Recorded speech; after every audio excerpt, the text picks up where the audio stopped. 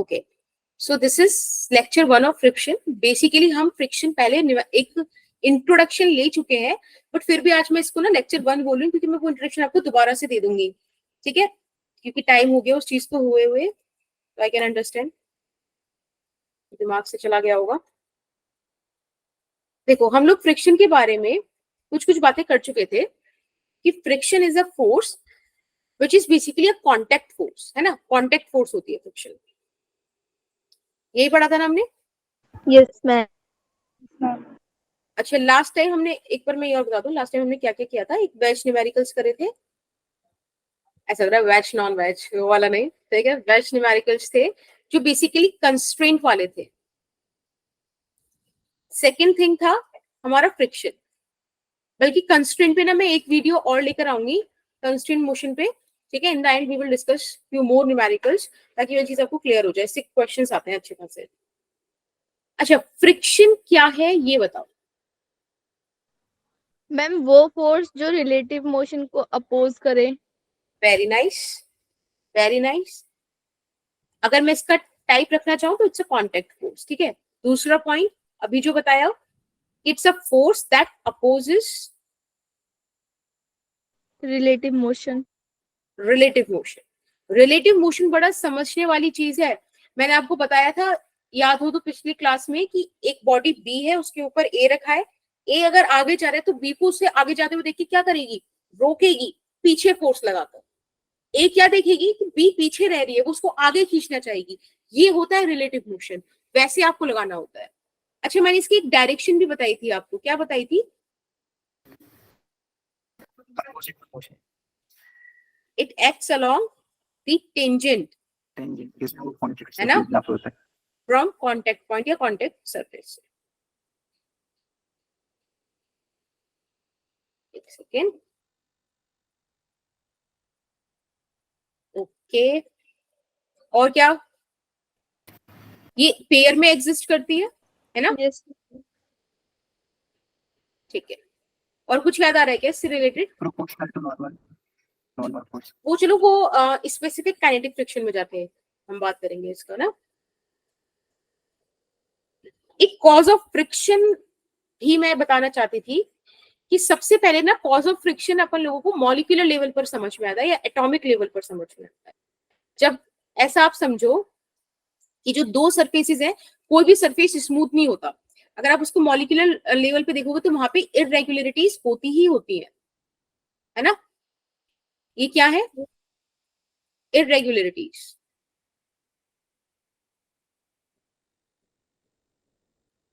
तो बेटा ये इरेगुलरिटीज बेसिकली है क्या, कि सरफेसेस आपस में लॉक्ड है। अब आप मूव करा रहे हो तो एक दूसरे को तोड़कर खराब कर आगे बढ़ेंगी ना, वही फ्रिक्शन को जनरेट करता है। तो कॉज ऑफ फ्रिक्शन सबसे मेन है इरेगुलरिटीज, ठीक है, which you can observe eight molecular level और एटॉमिक लेवल।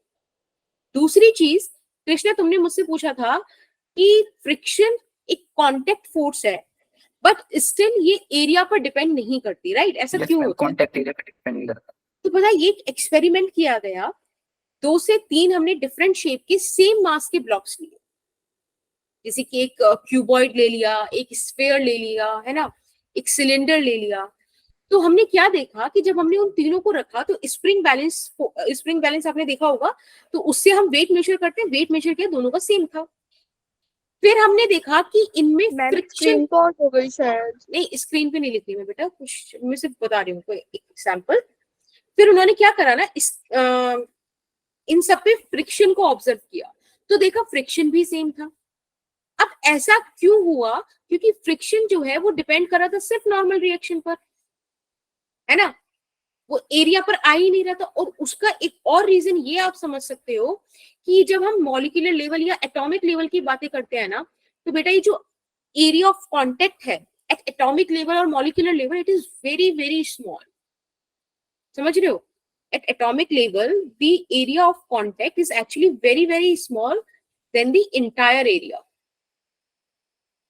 इसलिए हम इसको नेग्लेक्ट कर देते हैं, कोई इसका ज्यादा फर्क नहीं पड़ता। समझ में आया? भले ही आपको वो लग रहा हो कि वो पूरा चिपका हुआ है, बट एक्चुअली पूरा चिपका हुआ नहीं है।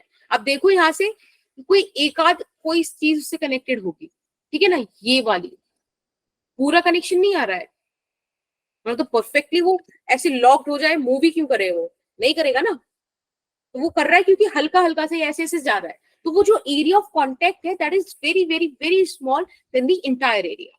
Is that okay? हाँ या ना? Yes, ma'am. Yes, ma'am. Okay. Now let's come to the types of friction. तो मैंने आपको कल ये भी बताए थे. Static or kinetics. Yes, ma'am. बिल्कुल, static and kinetic. Static friction आपका तब रोल प्ले करता है जब आप रेस्ट में हो और आपके पास टेंडेंसी हो relative motion. Yes, ma'am. Yes, ma'am. बिल्कुल. तो बेसिकली टेंडेंसी को ये अपोज करता है. अगर मैं बात करूं काइनेटिक फ्रिक्शन की, तो काइनेटिक फ्रिक्शन में Tendency होती ही नहीं है relative motion की. यस, इसमें रिलेटिव मोशन होता है जिसको ये अपोज करता है. रिलेटिव मोशन चल रहा होता है, बॉडी मोशन में होती है. Is that okay?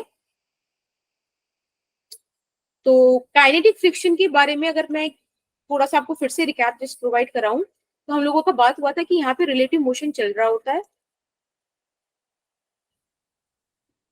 सॉरी, क्या क्या लिखा जा रहा है. काइनेटिक फ्रिक्शन है. काइनेटिक फ्रिक्शन को आप ऐसे दिखा सकते हो, it is directly proportional to normal reaction. जब आप ये वाला साइन हटाते हो तो एक कांस्टेंट आता है विच इज म्यू के एन. और बेटा इस म्यू को हमने क्या बताया था? Coefficient of Kinetic friction. बिल्कुल. मैम इसकी कोई कांस्टेंट वैल्यू होती है? बेटा ये ना सरफेस टू सरफेस डिपेंड करता है. ठीक है, it depends on surface, upon the surfaces that are in contact. जो दो सरफेसेस कांटेक्ट में है उन पर डिपेंड करता है ये. दूसरी चीज, ये आपका एक्सपेरिमेंटली फाइंड आउट किया जाता है. ठीक है, एक्सपेरिमेंट से आप इसको कैलकुलेट कर सकते हो. बेसिकली इसका मतलब क्या है कि आपको मतलब मोस्टली केसेस में, मोस्टली क्वेश्चंस में गिवन होता है. ठीक है, is that fine? Yes, ma'am. Then और क्या होता है? Dimensionless होता है मैम, वो dimensionless होता है. ऑब्वियसली हाँ, देखो वो तो चीज है ना, क्योंकि फ्रिक्शन भी एक फोर्स है, नॉर्मल रिएक्शन भी एक फोर्स है, तो ये डायमेंशनलेस जाना है. Dimensionless. चलो ये अच्छा पॉइंट आपने ऐड किया, that's nice.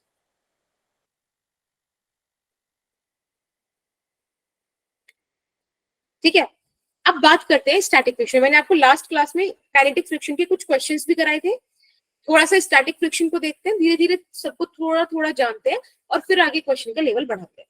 Is that fine? कोई दिक्कत तो नहीं है इस बात में? No, ma'am. ओके. देखो स्टैटिक फ्रिक्शन के बारे में अभी भी आपने मुझे बताया था कि it opposes the tendency of relative motion, है ना? ये करता है. जैसे काइनेटिक फ्रिक्शन कांस्टेंट था, ये कांस्टेंट नहीं होता, ये होता है सेल्फ एडजस्टिंग नेचर का. अब इसका मतलब क्या है? जितना फोर्स होगा उतना बढ़ जाएगा. हाँ, इसको जानने के लिए ना, हाँ, इस वाली चीज को जानने के लिए हमको जानना पड़ता है लिमिटिंग फ्रिक्शन. लिमिटिंग फ्रिक्शन जानना इज वेरी इंपॉर्टेंट. एक बात मुझे बताओ, देखो लिमिटिंग फ्रिक्शन ऐसे समझो मैक्सिमम स्टैटिक फ्रिक्शन. कोई एक बहुत बड़ा सा यहाँ पे पत्थर है, ठीक है, इसको मूव करने के लिए आपको एटलीस्ट ऐसे समझो कि 10 न्यूटन का फोर्स जब लगाओगे ना, उसके बाद ये मूव करो. तो ये 10 न्यूटन जो है, आपने 6 लगाया नहीं मूव करा, 4 लगाया नहीं मूव करा, 8 लगाया नहीं मूव करा, 9 लगाया नहीं मूव करा, 10 लगाओगे, अब ये उस पोजीशन पे आ गया where object is just about to move. समझ रहे हो? लिमिटिंग फ्रिक्शन तब आता है when object is just about to move. Move हुआ नहीं है लेकिन मूव होने वाला है. समझ में आ रही है वाली चीज? मूव होने वाला है. जैसे मैं मैथ्स में लिमिट होती है वैसी वाली. क्या बेटा? जैसे मैथ्स में लिमिट होती है कि बस एकदम ज्यादा से पहले बिल्कुल नेगेटिव वैल्यू. हाँ, अच्छा हाँ, वो लिमिट टेंड्स टू जीरो वाली बोल रहे हो क्या? ये सब मैथ्स होता है ना, लिमिट्स की एक चीज को अप्रोच करना हाँ बस. हाँ, एग्जैक्टली. ये जस्ट अबाउट टू मूव है. अगर आपने इसको 10.1 न्यूटन दे दिया तो 0.1 न्यूटन से आगे चला जाएगा उस फोर्स का जितना भी इफेक्ट होगा. समझ रहे हो? ये मतलब है. तो अगर आपने मैं आपको ये नहीं बोलूंगी कभी भी, देखो इसका फॉर्मूला भी होता है, इसका फॉर्मूला होता है static friction is equals to mu s into n. This is the coefficient of static friction. ठीक है, this is the coefficient of static friction. बेटा ये जो म्यू, ये जो फॉर्मूला है ना, ये सिर्फ और सिर्फ लिमिटिंग फ्रिक्शन का है. कभी भी इस चीज को मत मानना कि स्टैटिक फ्रिक्शन का फॉर्मूला ये है ना. It is the formula for limiting friction. तो यहाँ से ऐसे हटाई देते हैं. अगर आपसे पूछिए स्टैटिक फ्रिक्शन का फिर फॉर्मूला क्या है, कुछ नहीं है. आपने जितनी फोर्स लगाई है उतना हो जाएगा. अगर आपने इसको 10 न्यूटन, इसका लिमिटिंग फ्रिक्शन है, लेकिन आपने फोर्स लगाई है 8 न्यूटन, तो बेटा यही है स्टैटिक फ्रिक्शन. 8 न्यूटन पे ऑब्जेक्ट मूव ही नहीं होगा, तो इधर से भी वो फ्रिक्शन 8 न्यूटन का फोर्स लगा रहा है. आपने 9 न्यूटन लगा दिया, ये भी 9 न्यूटन लगाएगा. आपने 4 लगा लिया, ये भी 4 लगाएगा. कोई दिक्कत ही नहीं है. और जैसे ही काइनेटिक में आ गया, स्टैटिक फ्रिक्शन की बात ही नहीं होगी. समझ में आया? Yes ma'am. मैम एक बार दोबारा रिपीट कर. देखो अगेन, अपने घर में ना एक बहुत भारी सा कोई भी ऑब्जेक्ट जो है उसको इमेजिन करो. ठीक है, उस ऑब्जेक्ट को तुम्हें हिलाने के लिए ज्यादा फोर्स लगती है.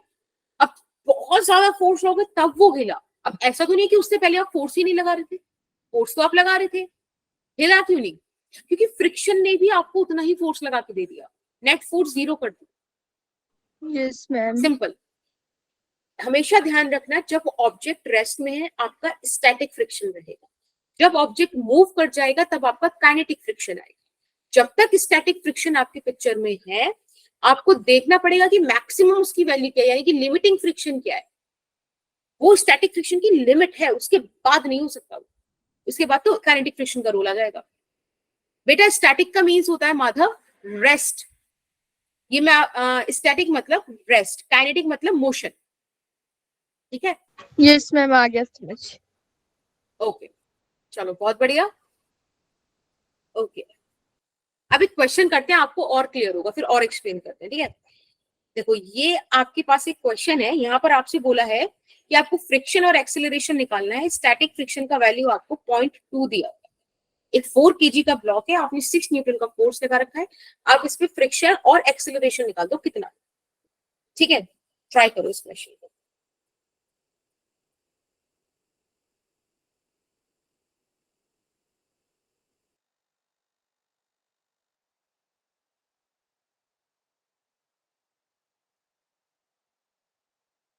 मैम एक्सेलरेशन 0 होगा ना, फ्रिक्शन है 6 न्यूटन का. मैम आपकी माइक बंद है. ठीक है, अभी बाकी बताओ, अभी टाइम है.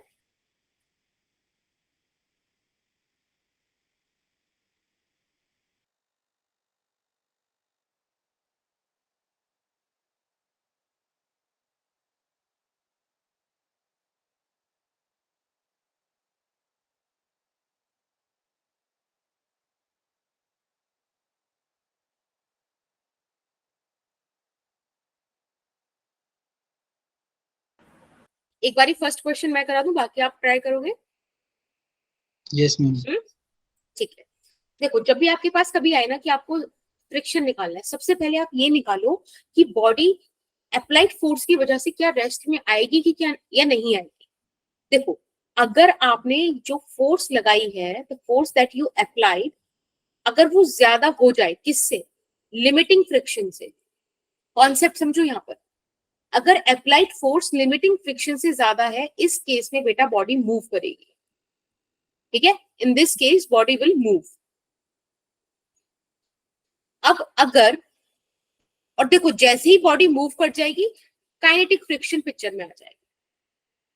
लेकिन अगर अप्लाइड फोर्स कम रह जाती है लिमिटिंग फ्रिक्शन से, ठीक है, अगर अप्लाइड फोर्स लिमिटिंग फ्रिक्शन से कम रह जाती है, तब बेटा बॉडी मूव ही नहीं करेगी, स्टैटिक फोर्स रहेगी, है ना. और फिर आपके पास स्टैटिक फ्रिक्शन आ जाएगा. और आपको पता है स्टैटिक फ्रिक्शन उस केस में अप्लाइड फोर्स के बराबर हो जाएगा. ये सुनो, यही दो कॉन्सेप्ट हैं जो इंपॉर्टेंट है. समझ लो इन चीजों को, नंबर 1 और नंबर 2. Is that okay? तो अगर कभी भी मुझे फ्रिक्शन निकालने बोला जाए तो सबसे पहले मेरे दिमाग में लिमिटिंग फ्रिक्शन आना चाहिए, क्योंकि वही मुझे बताएगा कि स्टैटिक का रोल है कि काइनेटिक का रोल है। तो सबसे पहले मैं क्या निकालूंगी, लिमिटिंग फ्रिक्शन निकालती हूँ। और लिमिटिंग फ्रिक्शन निकालने के लिए बेटा फॉर्मूला है mu s into n, right. आपको स्टैटिक फ्रिक्शन सरफेस का 0.2 दिया है आई गेस, और नॉर्मल रिएक्शन क्या आ रहा है, 40 न्यूटन। हाँ देखो नॉर्मल रिएक्शन ऐसे, और इधर से मास इंटू जी, mg नीचे, यानी कि 4 इंटू 10। और इस बात को ना फैक्ट मत बना लेके, नॉर्मल रिएक्शन हमेशा mg के इक्वल होगा ना, चेंज हो सकता है, इसलिए हर बार उसको n ही लिखना, ठीक है। देखो हाँ, यहाँ से 10 इंटू 0.2, 2 हो जाएगा, 4 टू 8। अब लिमिटिंग फ्रिक्शन है 8 न्यूटन, आपने कितनी फोर्स लगा रखी है, 6 न्यूटन, यानी कि सिनेरियो 2 बना, है ना। Yes, ma'am. Yes ma'am. यहाँ पर applied force is lesser than the limiting friction, इसका मतलब body is in rest. If body is in rest तब तो स्टैटिक फ्रिक्शन है, Acceleration 0 हो जाएगा. एक्सीलरेशन तो जीरो होगा ही। स्टैटिक फ्रिक्शन की वैल्यू कितनी आएगी, 6 न्यूटन। स्टैटिक फ्रिक्शन हाँ इस केस में हो जाएगा अप्लाइड फोर्स के बराबर। और आपने कितनी अप्लाइड फोर्स रख रखी है, 6 न्यूटन। Newton. बेटा जब वो रेस्ट में है तो एक्सीलरेशन होगा ही नहीं। यस, अब समझ में आया सबको, कोई डाउट किसी को भी, क्लियर है। ओम, रुपांशु, समीक्षा, क्लियर बेटा। Yes, ma'am. ओके ओके, चलो नेक्स्ट क्वेश्चन पे चलते हैं। इस क्वेश्चन में आपको स्टैटिक फ्रिक्शन का वैल्यू भी दिया है, coefficient of static friction, coefficient of kinetic friction भी दिया है, और आपसे पूछा है find frictional force and acceleration. ठीक है, अब इसको ट्राई करो। देखो अभी टाइम हो रहा है 20:34, आप इसको 20:36 से ट्राई करो, और अगर किसी का पहले आंसर है तो सिर्फ चैट बॉक्स में ड्रॉप करना है, ठीक है।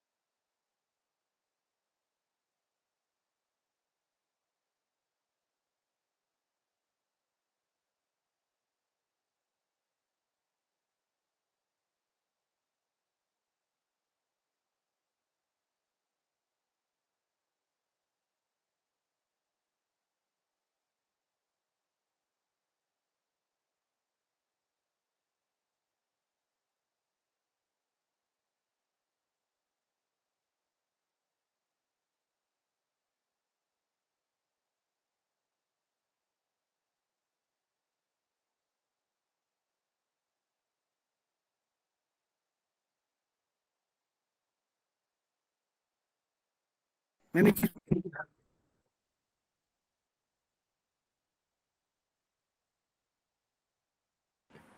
हाँ बेटा, मैम मैं पूछ रहा था, आपने स्प्रिंग का करा दिया था मैम आपने? हाँ स्प्रिंग वाली हमारी हो गई, स्प्रिंग फोर्स। ओके प्रशांत, कृष्णा का 1 मीटर पर सेकंड स्क्वायर और 16 न्यूटन आ रहा है फ्रिक्शनल फोर्स, ठीक है।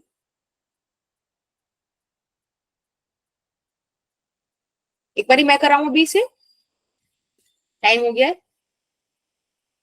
फिर आप मुझे चेक करके बताना सही था कि गलत। देखो सबसे पहले मुझे ये समझ में आता है कि मुझे लिमिटिंग फ्रिक्शन निकालना चाहिए, ताकि मैं आइडेंटिफाई कर पाऊं कि एक्चुअल में स्टेट क्या है इस ऑब्जेक्ट की। तो सबसे पहले लिमिटिंग फ्रिक्शन के लिए कॉन्सेप्ट कहता है कि आप म्यू एस इंटू एन करोगे। म्यू एस यहाँ पर 0.6 दिया है, और एन का वैल्यू देखो, इधर नॉर्मल रिएक्शन, इधर वेग, तो नॉर्मल यहाँ पे आ गया 4 इंटू 10, 4 और 10 आप इनको ऐड करते हो तो कितना आता है? 24। 24 Newton is the limiting friction. अब आपने कितना फोर्स लगाया है बेटा? यहाँ तो F applied is lesser than the limiting friction.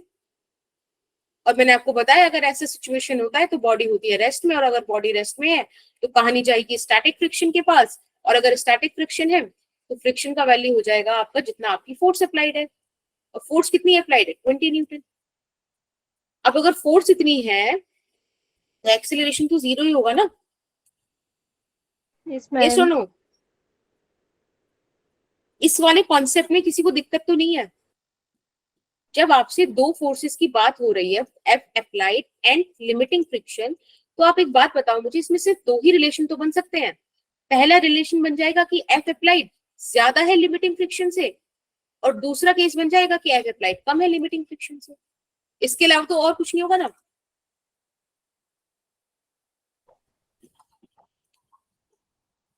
अगर बराबर है तो वो जस्ट अबाउट टू मूव वाली, वो फिर भी आप उसको रेस्ट में मानोगे, क्योंकि दोनों फोर्सेस अगर बराबर हो गई तो बॉडी रेस्ट में ही है कि नहीं? तो आप उसको भी इधर लगा दो।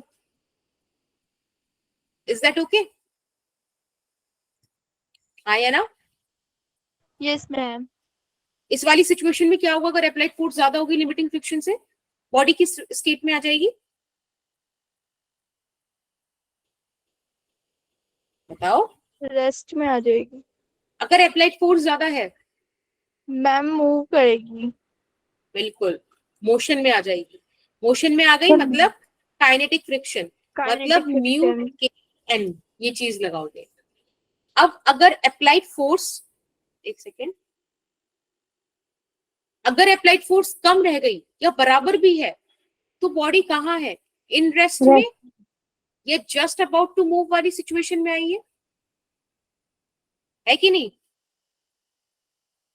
बेटा दोनों ही सिचुएशन में, एक में आ जाएगा स्टैटिक फ्रिक्शन फोर्स अप्लाइड के बराबर, और इस वाले में चला जाएगा लिमिटिंग फ्रिक्शन के बराबर, है ना? जस्ट अबाउट टू मूव में, है कि नहीं? Yes, ma'am. Yes, ma'am. यही कॉन्सेप्ट है, आपको यही यूज करना है। एक बार ये वाला क्वेश्चन करके दिखाओ। 2 kg का ब्लॉक है, 20 न्यूटन का फोर्स आपने अप्लाई किया है, सरफेस के बीच आपको दो कोफिशिएंट्स का वैल्यू दिया हुआ है, आपसे फ्रिक्शन और एक्सेलरेशन पूछा है। अभी टाइम हो रहा है 2040, आप इसको सॉल्व करके मुझे बताओगे 2042 तक।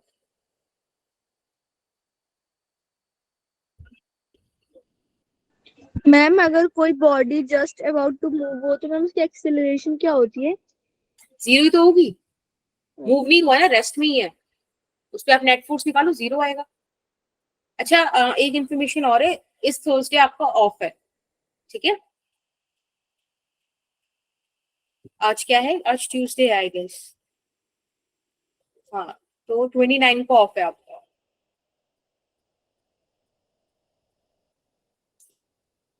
मैम मुझे क्वेश्चन, हाँ बोलो बेटा। मैम क्या क्या बोल रहे हो?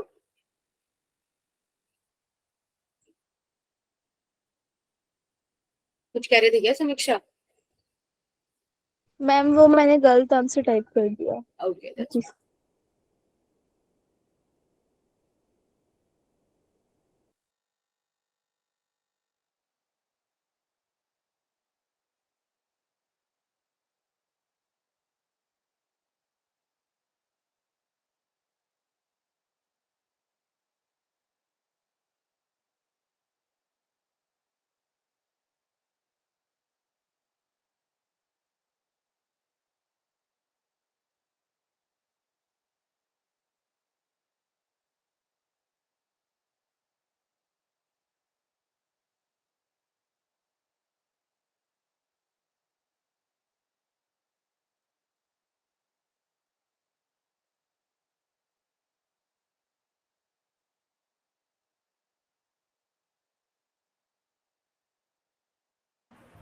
मैं करा दूं अभी?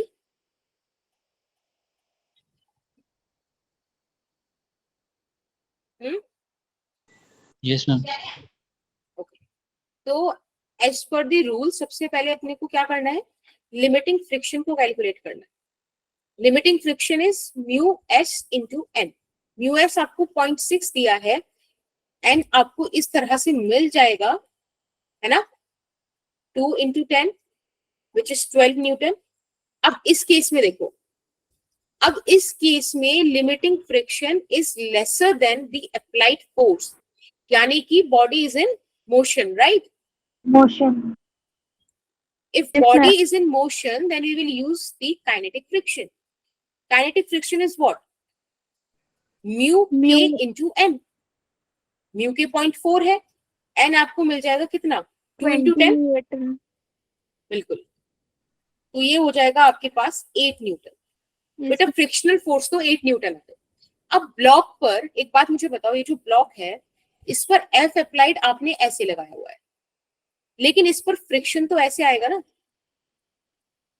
तो इस पर नेट फोर्स कितना हो जाएगा? अगर मैं F नेट निकालूं तो वो F applied minus F of frictional, मतलब फ्रिक्शनल फोर्स आएगा, यानी कि 20 माइनस 8 यानी कि 12 12 न्यूटन। Newton. बेटा नेट फोर्स को आप मास इनटू एक्सेलरेशन के बराबर रख देते हो। यहां से देखो आपको एक्सेलरेशन का वैल्यू 6 मीटर पर सेकंड स्क्वायर मिल गया। Is that okay? Okay, ma'am. Yes, ma'am. ठीक है। अब अगर आपने एक चीज फील करी हो तो वो ये है कि किसी भी चीज को स्टार्ट करना मुश्किल होता है, बट उस चीज को उस मोशन में कंटिन्यू करना इजी होता है। ये चीज ना हम ग्राफ के हिसाब से भी देख सकते हैं। यहाँ पर हो गई आपकी अप्लाइड फोर्स, ठीक है, वाई एक्सिस पे चला गया आपका फ्रिक्शन। अब एक बात मुझे बताओ, जब आपने कुछ कुछ चीजें अभी तक पढ़ ली हैं, जैसे कुछ कुछ चीजें मतलब आपने ये पढ़ लिया है कि किसी भी स्टैटिक केस में सबसे मैक्सिमम हो सकता है लिमिटिंग फ्रिक्शन। तो लिमिटिंग फ्रिक्शन से नीचे का जो भी स्टैटिक फ्रिक्शन है वो है सेल्फ एडजस्टिंग नेचर का। जितना फोर्स लगाओगे उतना फ्रिक्शन हो जाएगा, जितना फोर्स लगाओगे उतना फ्रिक्शन हो जाएगा, करते करते मैक्सिमम यानी कि लिमिटिंग फ्रिक्शन पे पहुंच जाएगा। लिमिटिंग फ्रिक्शन के बाद सिचुएशन चेंज हो जाएगी, स्टेट चेंज हो जाएगी, स्टैटिक से काइनेटिक हो जाएगी। यस और no? Yes, ma'am. Yes, ma'am. ठीक है, तो यानी कि अगर मैंने लिमिटिंग फ्रिक्शन अटेन नहीं किया है तो कुछ ऐसा रिलेशन नहीं बनना चाहिए फ्रिक्शन और फोर्स अप्लाइड में दोनों बराबर है कि नहीं? Yes, ma'am. यही वाली। बनेगा। अब सोचो, ये हमें वो पॉइंट मिल गया जहां पर हमारे लिए मैक्सिमम फ्रिक्शन है, वेयर फ्रिक्शन इज मैक्सिमम, यानी कि लिमिटिंग फ्रिक्शन। तो इसके नीचे आपका क्या है? सिर्फ स्टैटिक फ्रिक्शन। यहाँ पे बॉडी किस में है? रेस्ट में है। First में. बेटा अब इस पॉइंट के बाद फ्रिक्शन कम होगा ना, क्योंकि अब बॉडी काइनेटिक में पहुंच गई। चलाना, देखो किसी चीज को स्टार्ट करना मुश्किल था, बट उसको अब मोशन में रखना इजी है। तो कुछ ऐसा ड्रॉप देखने मिलेगा, उसके बाद क्या हो जाएगा? कांस्टेंट हो जाएगा, है ना? Yes, ma'am. मैम ये ड्रॉप वाला कंसेप्ट समझा. देखो मैंने आपको बताया किसी भी चीज को एक बार स्टार्ट करना मुश्किल है, क्योंकि आपको लिमिटिंग फ्रिक्शन तक अटेन करना होगा, उसके बाद आप चला पाओगे। चलते ही वो चीज को चलाए रखना आसान होता है। तो वो आसान कैसे हुआ? जब भी फ्रिक्शन कम लगेगा, है कि नहीं? देखो अगर आप Yes, यहाँ पे ma'am. इस क्वेश्चन में ये वाला क्वेश्चन देख लो, आप लिमिटिंग फ्रिक्शन देखते हो तो लिमिटिंग फ्रिक्शन आपको कितना मिल रहा है? 12 न्यूटन। 12 Newton. लेकिन आपको काइनेटिक फ्रिक्शन कितना देखने मिला? 8 8 न्यूटन। Newton. समझ रहे हो? तो काइनेटिक फ्रिक्शन कम होगा ना, और इस चीज को आप समझने से ज्यादा फील करो। आप खुद सोचो, कोई बहुत बड़ा आपके सामने अलमीरा बेड वगैरह रखा है, उसको एक बार मूव करने में दिक्कत है, पर एक बार मूव कर जाए फिर आप उसको जहां तक ले जाना चाहते हो वहां तक दम लगा के ले जाओगे, कम एफर्ट के साथ, है कि नहीं? Yes, ma'am. ठीक है, तो काफी प्रैक्टिकली एग्जांपल रहता है। ओके, एक क्वेश्चन करें फिर। अब यहाँ पर ब्लॉक है 1 kg का, जिसपे मैंने वर्टिकली उसको फोर्स लगा रखा है 40 न्यूटन।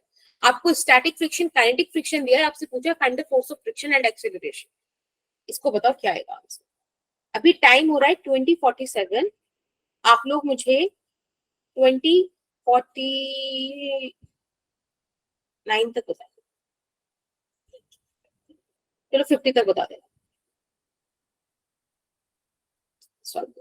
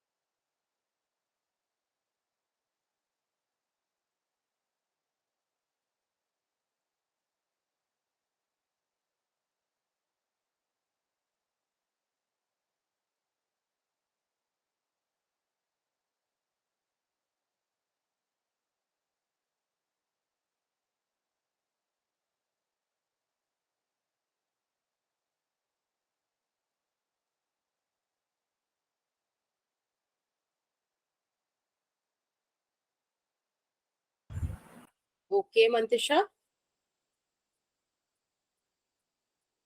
अच्छा देखो कृष्णा, एक इस बार जो सरफेस है ना वो हमने परपेंडिकुलर लिया है, ठीक है। उस पर हमने परपेंडिकुलरली ब्लॉक रखा है, ब्लॉक पर हमने 40 न्यूटन का फोर्स लगाया है। ये सब हो रहा है, फोर्स लगी है एक्स एक्सिस में, ठीक है, लेकिन सरफेस परपेंडिकुलर है।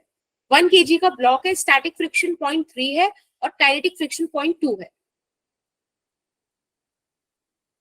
अगर बिल्कुल भी विजिबल नहीं है तो एक काम करते हैं, मैं इसका स्क्रीनशॉट आपके ग्रुप पे भेज देती हूँ, ठीक है, वहां से कर दो।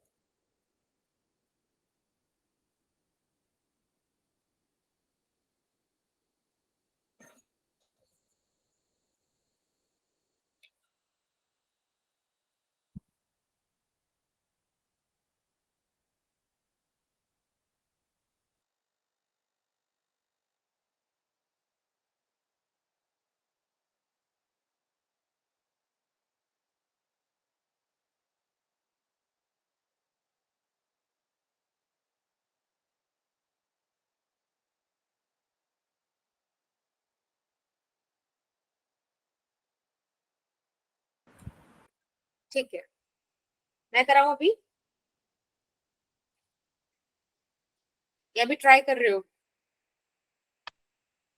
ठीक मैम। ओके ओके, मुझे बता देना, ठीक है।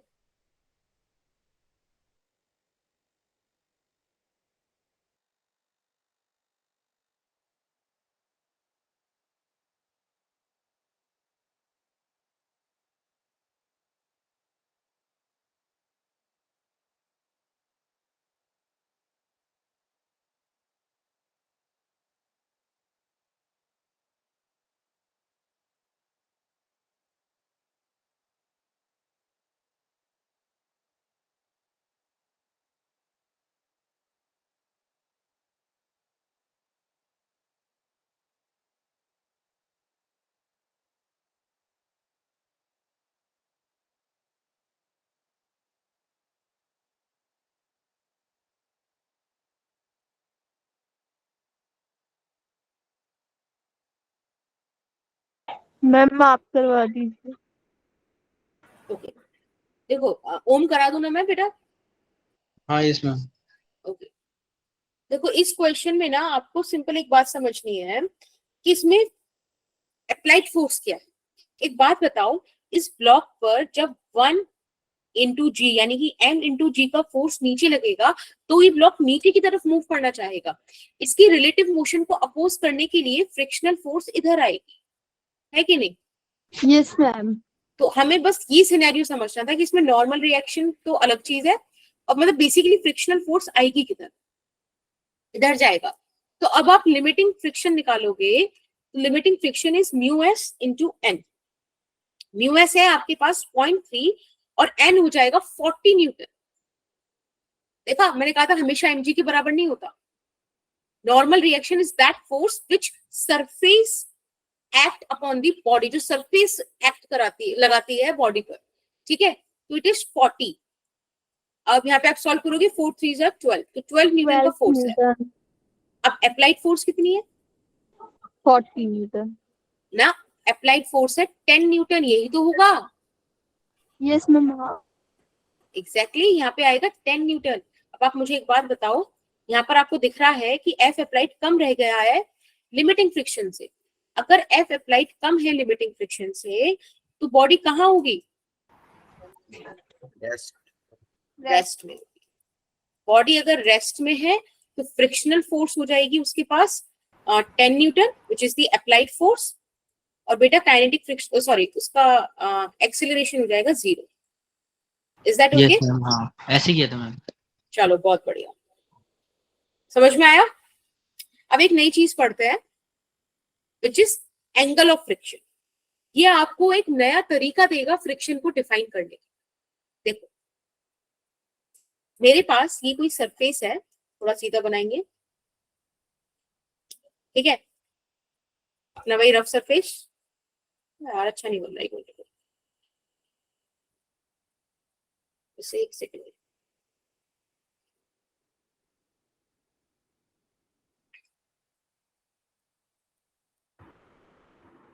ठीक है ये रहा रफ सरफेस।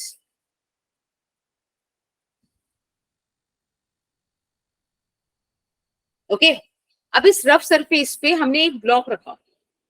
मैम आपकी स्किन पोज है। ओके जब विजिबल है तो मुझे बता देना एक बारी। मैम विजिबल है। ठीक है यस मैम विजिबल है।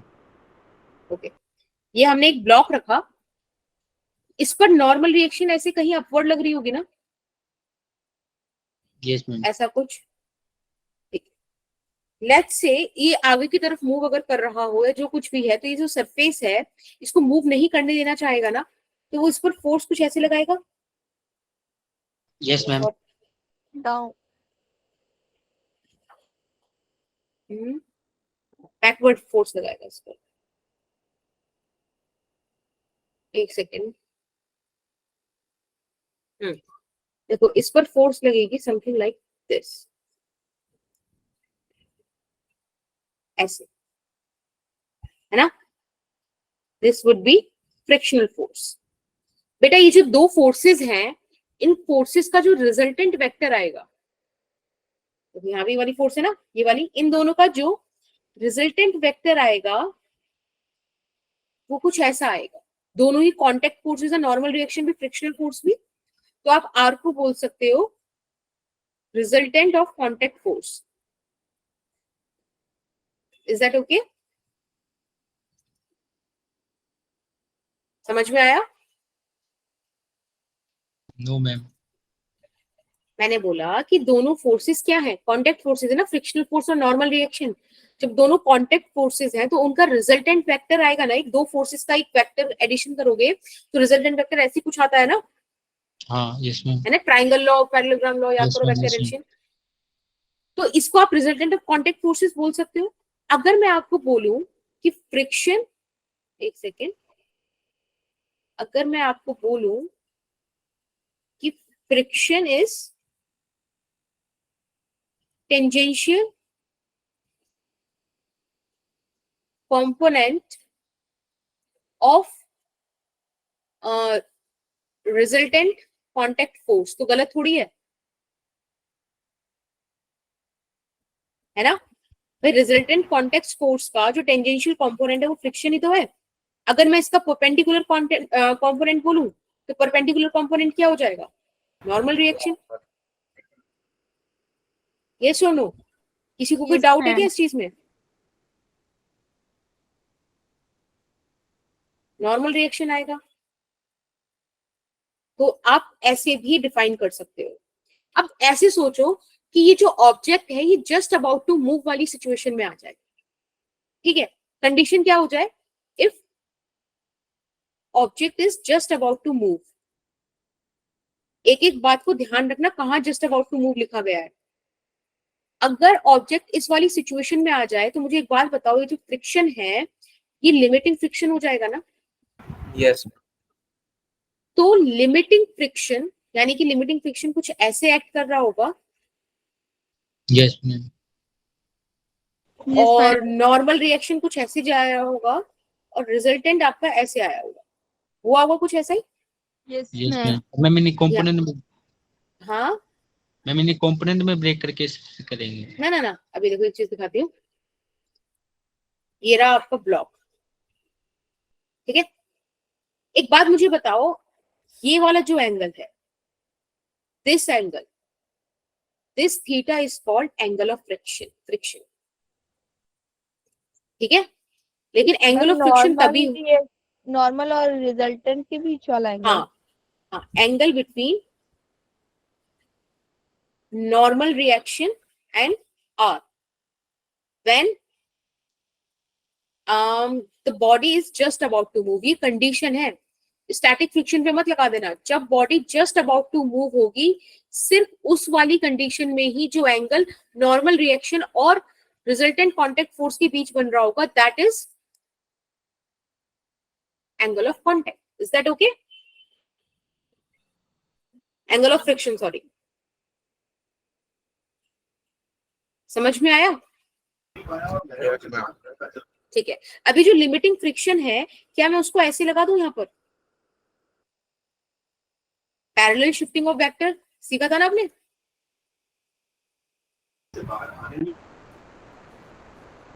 बोलो, पैरेलल शिफ्टिंग ऑफ वेक्टर सीखा था ना? तो यहां से आप देखो, tan थीटा का वैल्यू आपको क्या मिल जाएगा? Perpendicular upon base. तो परपेंडिकुलर कितना है? F limiting. और बेस कितना है? ये 90 डिग्री। नॉर्मल रिएक्शन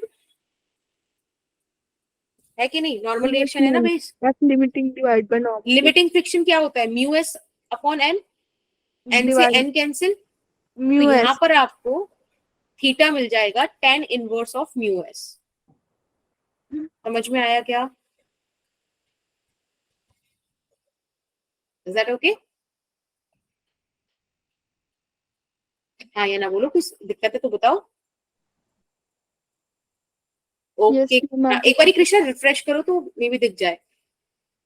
आप लोग बताओ समझ में? हाँ मंतिशा बोलो बेटा। गलती से उड़ गया। अच्छा, कोई इशू नहीं। बाकी समझ में आया सबको? ओम, माधव, समीक्षा, कांक्षा, सुचिता, समझ में आया बेटा? Yes ma'am. ओके, माधव बोलो बेटा। मैम एक बार ये वाला रिपीट। ओके, देखो मैंने आपको ये बोला कि आप हमेशा ध्यान रखो एंगल ऑफ फ्रिक्शन आपको कब डिफाइन करना है। कोई भी सरफेस अगर आपके पास है, ठीक है, तो उस सरफेस पे आपने ब्लॉक रखा, ब्लॉक पे नॉर्मल रिएक्शन लगेगा, एक लगेगा फ्रिक्शन। दोनों कांटेक्ट फोर्सेस है, उनका रिजल्टेंट वेक्टर आएगा जिसको हमने बोला रिजल्टेंट कांटेक्ट फोर्स, ठीक है। जब ऑब्जेक्ट अबाउट टू मूव हो, तब कौन सा फ्रिक्शन रोल प्ले करता है? लिमिटिंग फ्रिक्शन ना, राइट माधव? Yes ma'am.